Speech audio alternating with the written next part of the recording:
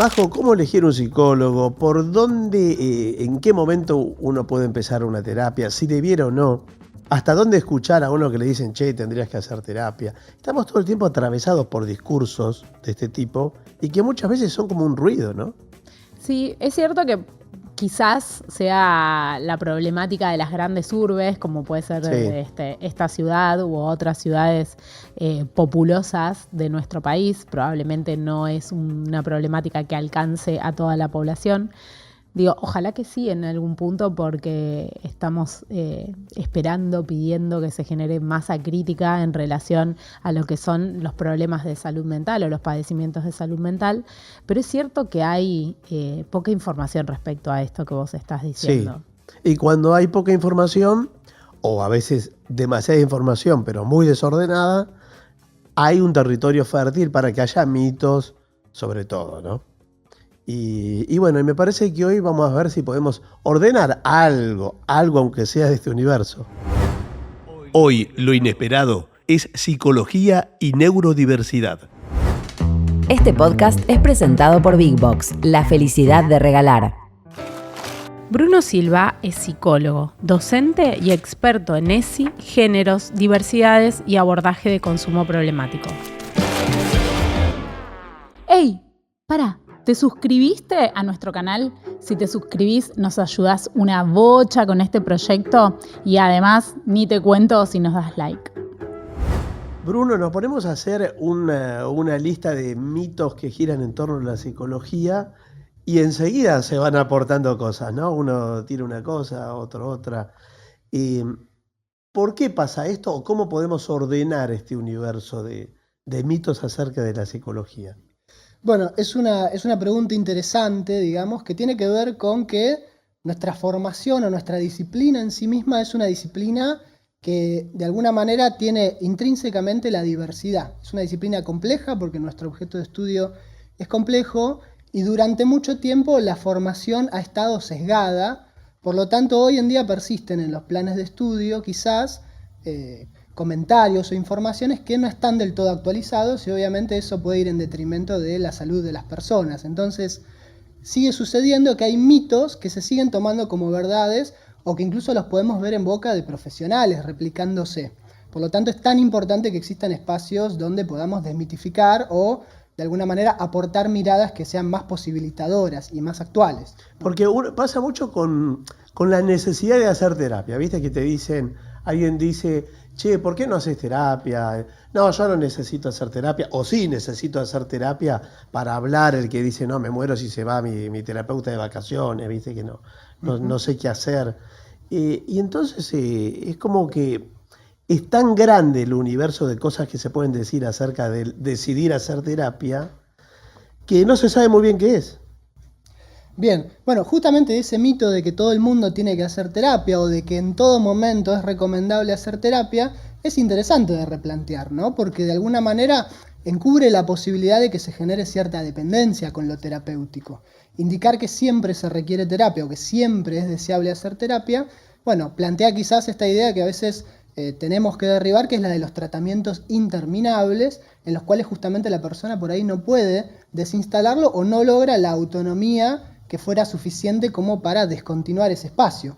Obviamente va a haber problemáticas en donde haya un acompañamiento que tenga que ser a lo largo de a veces toda la vida, pero en muchos otros casos las visiones abordan más tratamientos que se basan en objetivos. Que no quiere decir que una vez que terminaste con esos objetivos ya está y sos inmune a tener padecimientos de salud mental, pero sí que trates de ir viendo con las herramientas que tenés cómo te las ingenias con el mundo y bueno, siempre tenés un espacio al que sabés que podés acudir.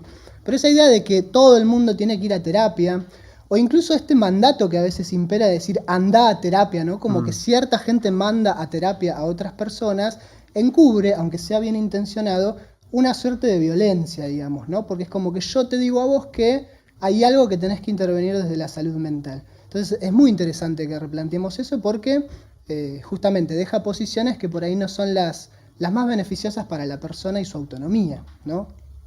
Bruno, y cuando entramos en el terreno de la neurodiversidad, de condiciones del neurodesarrollo, Viste que hay como cierto River Boca entre las posiciones que hablan de el origen en la natura, ¿no? Lo que es la natura versus la nurtura, o lo que es cuánto influye el entorno y cuánto pesa la biología, lo genético en la emergencia de condiciones en el neurodesarrollo. ¿Qué nos podés decir de eso? Bueno, está buenísimo traerlo a colación también, porque una de las cosas que más se está tratando de desarmar en cuanto a mitos de la psicología tiene que ver con eso, ¿no? Con pensar la etiología o la causa o el origen de, en este caso, las neurodiversidades o los trastornos del neurodesarrollo únicamente en lo ambiental o focalizado en la crianza, ¿no? Específicamente, y acá hay un sesgo de género importante, focalizado en la función de la madre, ¿no? En este mito de la madre heladera o la madre freezer, o si fuéramos a Bateson, el doble vínculo, esto de que hay una responsabilidad, supuestamente, en que se origine un trastorno del neurodesarrollo en una crianza defectuosa o intermitente. Esa es una de las ideas que hoy en día se intentan desterrar, y lo que se ofrece es que desde las evidencias y desde lo más actualizado, lo más preponderante son los factores genéticos y biológicos, digamos, ¿no?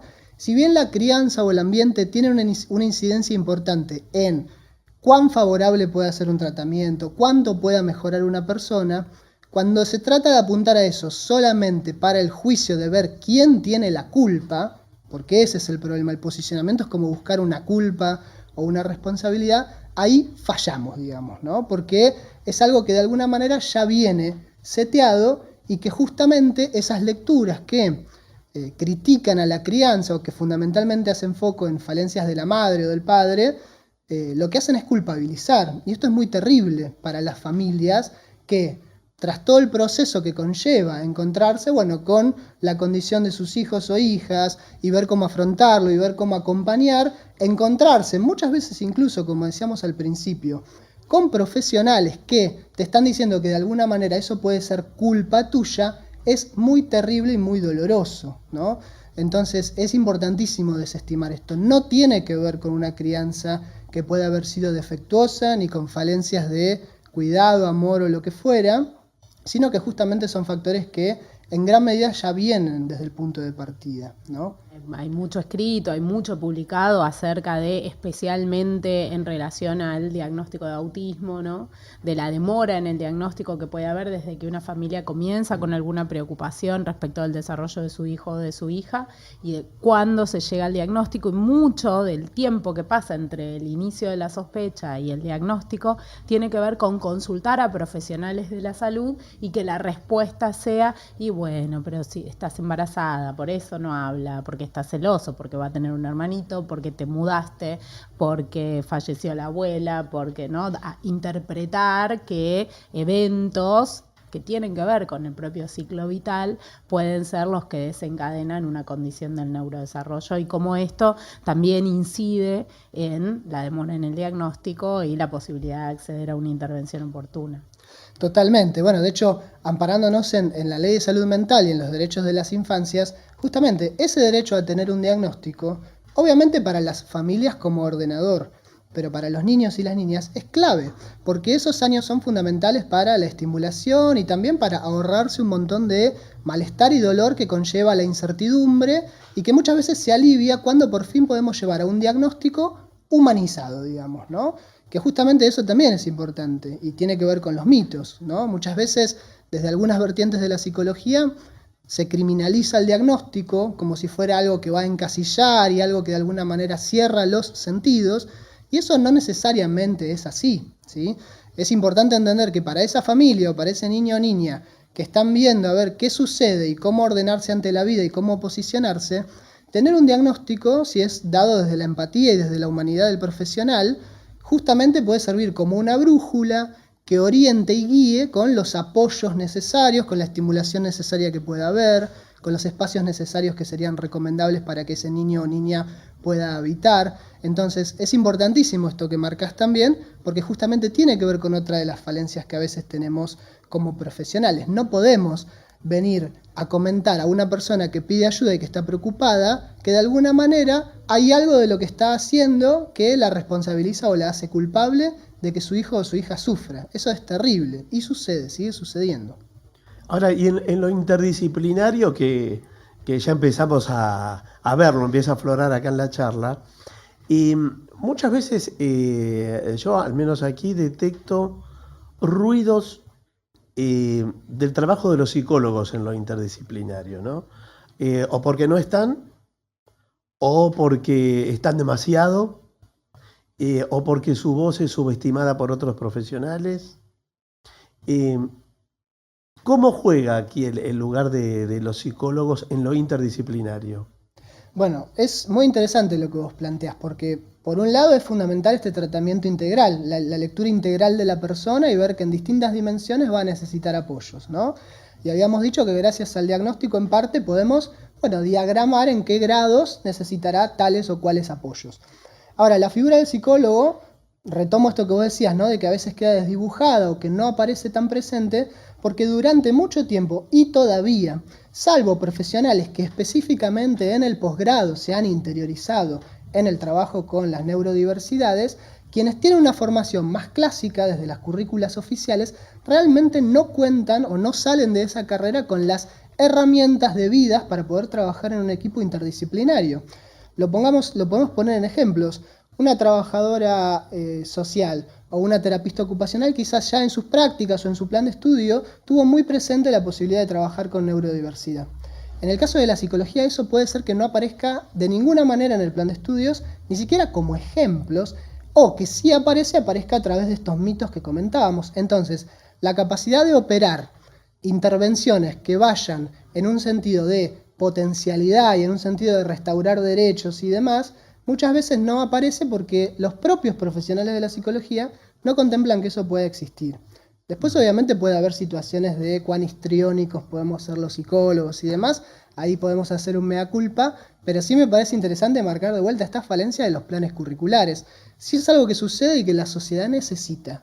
Las personas necesitan encontrarse con psicólogos que tengan perspectiva de neurodiversidad o no capacitista, perspectiva de género, perspectiva de derechos humanos.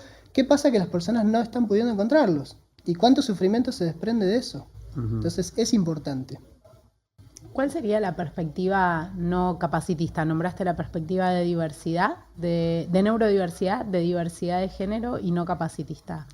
Bueno, esa perspectiva no capacitista, en primera instancia, tiene que ver con esta cuestión de no posicionarse frente a la neurodiversidad desde la antinomia normal y patológico, digamos, ¿no?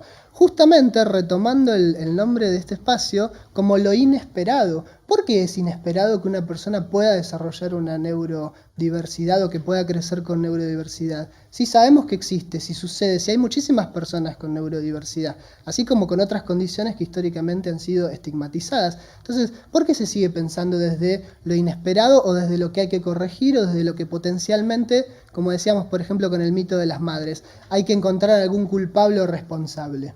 Entonces la perspectiva capacitista tiene que ver con eso, tiene que ver con posicionarnos de entrada desde la visión de las personas que quizás históricamente no han tenido ciertas condiciones o no han tenido ciertas disfuncionalidades o no han tenido que enfrentarse con ciertas barreras sociales que las personas con discapacidad o neurodiversidad u otras condiciones que tienen que ver con minorías usualmente tienen que enfrentar. Entonces el no capacitismo ya tiene que ver con la manera de ver el mundo, dejar de ver al mundo como un mundo que está esperando personas normales, entre comillas, como si lo normal fuera lo bueno, ¿no? Ahora que mencionás la palabra normal, también aparece la contraparte de eso, que es lo neurodiverso como algo cool, ¿no? Como piola, una condición, no como síntoma de alguna cosa, sino como algo que todos somos un poco neurodiversos hasta que se demuestre lo contrario, ¿no?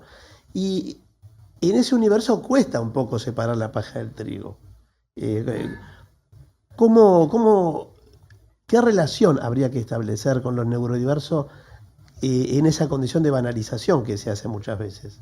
Bueno, es importantísimo esto que planteas. Yo creo que en gran medida tiene que ver con que viene habiendo un movimiento muy fuerte de reivindicación, incluso de la categoría de neurodiversidad, ¿no? Hay una apropiación positiva por parte de quienes históricamente han sido discriminados o discriminadas, y ahora dicen, sí, somos neurodiversos o neurodiversas. ¿Y qué problema hay, digamos, ¿no? Y el problema está en la sociedad que no se adapta, ¿no? Entonces, eso por un lado genera más visibilización, tenemos más personas, que esto es lo fundamental, en primera persona visibilizando y militando y activando, pero como vos marcabas también, hay algo muy propenso en el ser humano a la identificación y también en estas épocas a la identificación con ciertos rasgos y en base a eso generalizar. Entonces por ahí yo veo algo o leo algo y me identifico y por ahí sin hacer determinado proceso o muy precipitadamente me hallo en algún espacio o alguna categoría. Entonces, como decías vos, me siento de tal manera o cual manera y se puede ver como una cierta banalización, que eso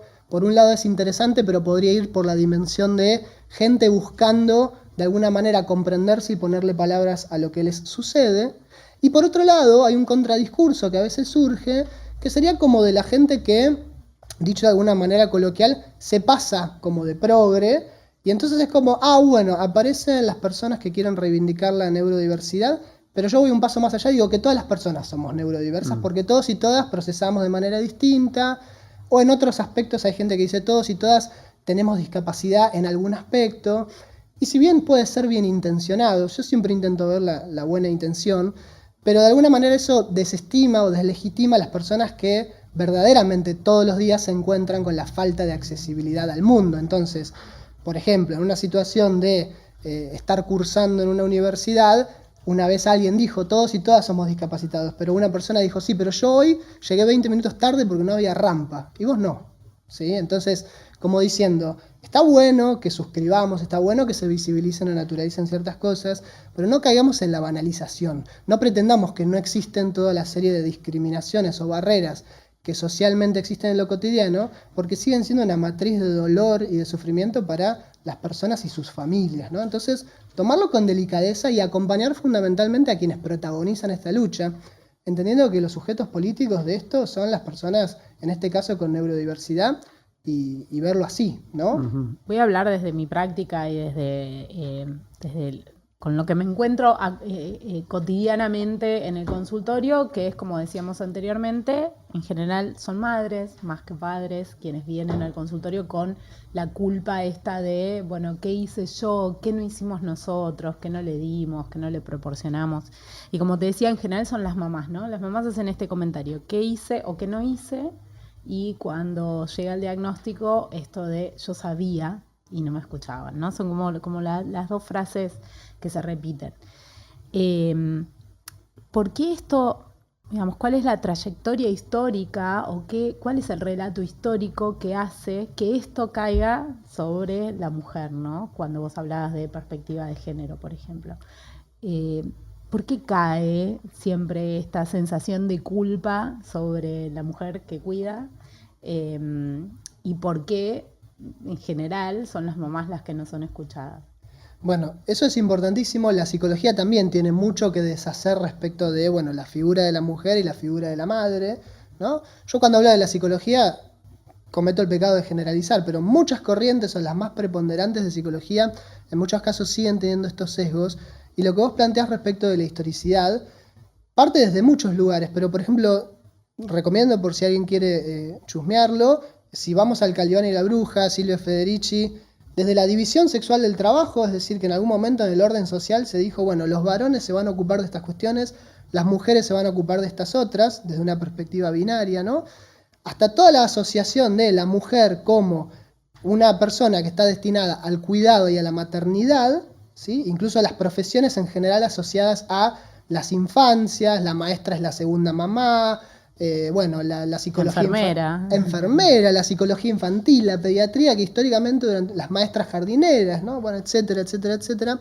Entonces está como esa asociación basada también en esa falacia, hoy en día podemos nombrar, del instinto materno y demás, que nos hace pensar de que las mujeres o las feminidades están predispuestas a el cuidado, a la crianza, a la maternidad, y que la cría humana, que el bebé, que la personita que crece, necesita fundamentalmente del cuidado de esa madre, digamos, ¿no? Entonces, esa sobrecarga que se genera y esa expectativa es importantísima porque es la que después genera esta culpa y esta quemazón que muchas veces traen a nivel de salud mental las madres de, bueno, cualquier madre, pero fundamentalmente hablando de neurodiversidad o de chicos y chicas con neurodiversidad, aparece muchísimo. Y son madres que incluso por todos estos mandatos sociales muchas veces ni siquiera se permiten o no encuentran habilitada la posibilidad de entre comillas, quejarse o padecer también las cosas de la maternidad, que no son tan lindas, ni tan buenas, ni tan tolerables, pero parece que no se pueden decir, ¿no? Como si fueran malas palabras. Entonces me las tengo que guardar. Y eso genera mucho sufrimiento y mucho postergamiento, digamos, ¿no? Mucha postergación. Y después del diagnóstico, ¿qué pasa, no? Porque aquí muchas veces, cuando surge el tema del diagnóstico con personas involucradas con la neurodiversidad, es nombrado como algo liberador por las familias. Pero ¿qué ocurre con el camino que viene después? Porque el diagnóstico también te puede encerrar, se me ocurre a mí, no sé si esto es así, en digamos, circunscribir la cuestión a algo muy acotado, que tiene su ventaja y quizás su desventaja, ¿no? ¿Qué pasa después del diagnóstico? ¿Qué ves? Bueno, es interesante ver todo ese proceso, porque en general lo que tenemos previo al diagnóstico es mucha incertidumbre, ansiedades, miedos, gran preocupación, la búsqueda de resolver o de encontrar alguna respuesta, y a través del proceso de diagnóstico y de finalmente arribar a un diagnóstico, contando con que ese diagnóstico esté ajustado y que realmente represente lo que está sucediendo, porque a veces también hay procesos que no llegan a los diagnósticos correctos. Es interesante entender al diagnóstico como decíamos, ¿no? Como una posibilidad, que no nos enjaule, porque es verdad, digamos, ¿no? Todo lo que nos plantea una categoría y nos encierra de alguna manera o nos limita, nos puede brindar a la vez la seguridad, pero también la limitación que produce una jaula, ¿no? Si usamos esa metáfora. Porque yo dentro de la jaula estoy protegido, pero tampoco puedo salir, entonces tengo una potencialidad que queda limitada. Entonces, es entendible que muchas veces a partir del diagnóstico las personas se queden con ese alivio y haya que también desde el equipo profesional parte del acompañamiento es, bueno, ahora vamos a buscar las potencialidades, ¿no? Que no sea un punto de llegada, sino un punto de partida. Porque justamente desde el paradigma de la potencialidad, en cada caso, y esto también es importante, porque por más que dos personas compartan diagnóstico de la misma edad, con las mismas características, cada persona es distinta y siempre apelamos a la singularidad. Entonces, tenemos el diagnóstico, bueno, veamos en función de X personas, o sea, de Bruno, por ejemplo, qué planes nos vamos a poner, qué objetivos nos vamos a poner, cómo los vamos a ir haciendo, y de esa manera ir avanzando y ampliando cada vez más, dentro de lo posible, los límites de lo que podemos hacer, digamos, ¿no? Siempre teniendo en cuenta la posibilidad de frustrarnos, porque hay procesos que, como en toda la vida y en todas las personas, también pueden ser frustrantes, pero no podemos resignar la expectativa, porque la expectativa es lo que genera motivación, digamos, ¿no? Mientras tengamos expectativa de que algo puede mejorar, entre comillas, o ser más beneficioso para la persona, entonces tenemos un montón como para trabajar en pos de eso.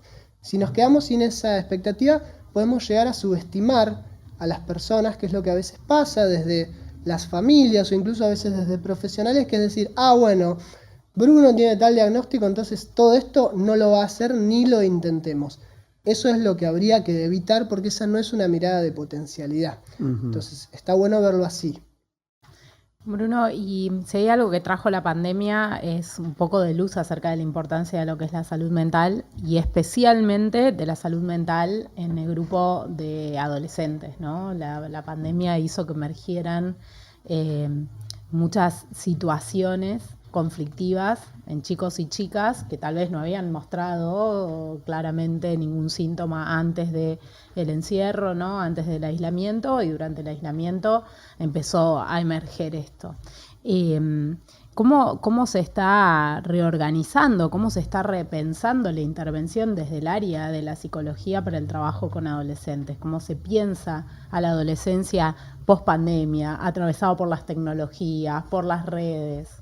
Bueno, es interesante porque se plantean desafíos muy importantes, digamos, ¿no? Ya desde antes de la pandemia vemos una predominancia de todo lo que son los vínculos tecnomediados, la dificultad para sostener espacios cara a cara, la construcción de la otredad también, por ejemplo, desde la virtualidad. Chicos y chicas que no es que no tienen amigos o amigas, o no es que no tienen vínculos como por ahí desde una mirada sesgada podemos tener, sino que los tienen, pero los tienen en línea y cumplen muchas funciones muy similares a la vincularidad copresencial. Ahora, la pandemia lo que nos hizo fue ponernos enfrente la importancia y cuán constitutivos son esos vínculos presenciales y esos espacios de comunicación cara a cara, por así decirlo, y también la posibilidad de que esa rutina que está en el mundo y que es la que más o menos nos da seguridad, porque las personas en este caos que es el mundo tratamos de encontrar recurrencias y bueno, en general las cosas son como las conocemos, ¿no? Todos los días voy a un lugar y pasa esto, o todos los días voy a la escuela, o todos los días voy al club.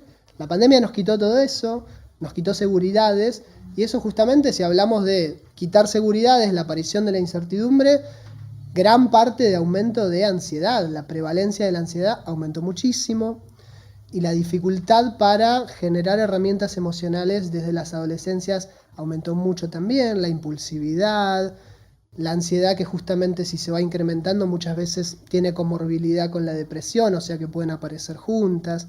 Entonces, estos desafíos que aparecen es no perder el eje de justamente no entrar en el adultocentrismo, o sea, no interpretar esas problemáticas adolescentes como si fueran pavadas o si tuvieran menor valor, porque eso es mirarlo con la perspectiva adulta, sino tratar de realmente encontrar las maneras de que esas adolescencias, que justamente adolecen, puedan ir trazando de vuelta vínculos con el mundo y con las demás personas que están cada vez más costosos de aparecer, digamos, ¿no? O sea que es un gran desafío. El trabajo con adolescencias cuesta mucho. Yo siento que nos falta como una curaduría de muchas cosas, ¿no?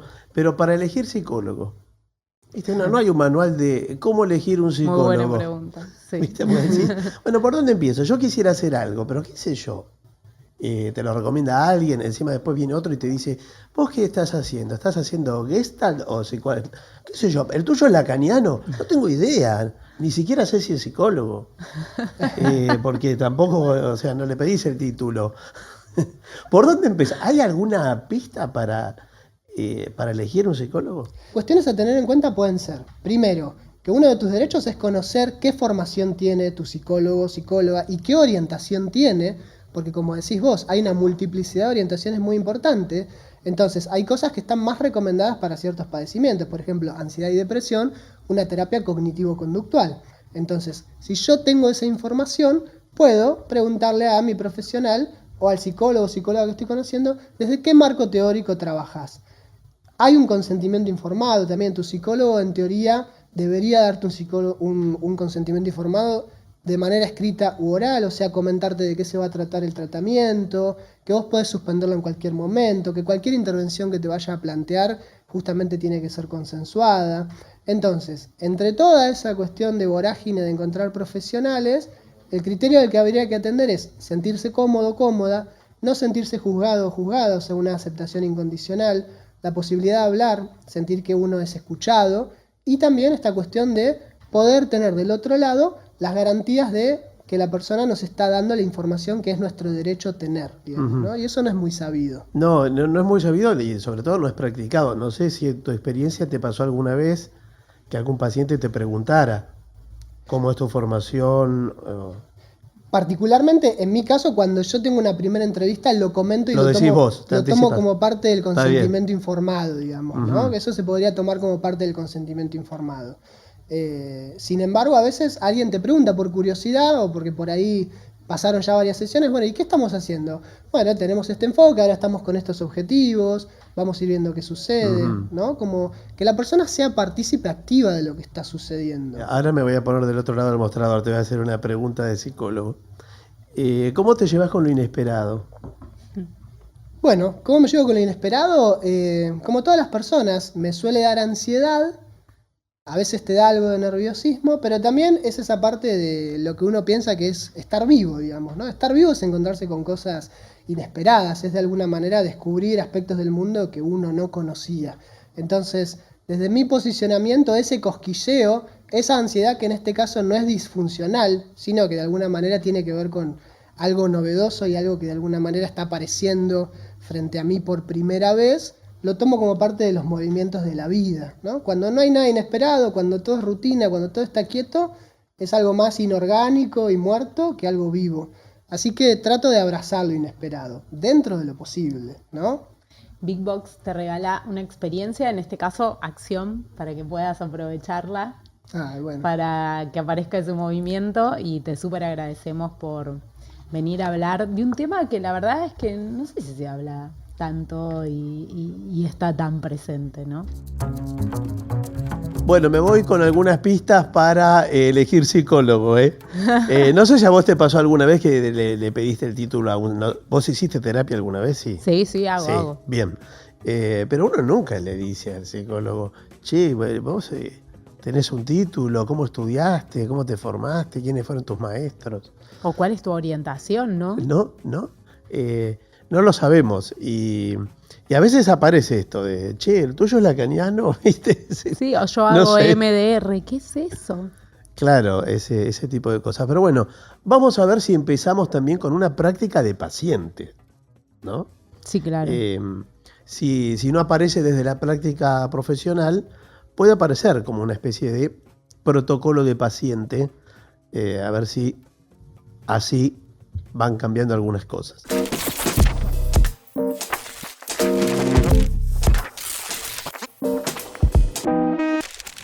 Este podcast fue presentado por Big Box, la felicidad de regalar.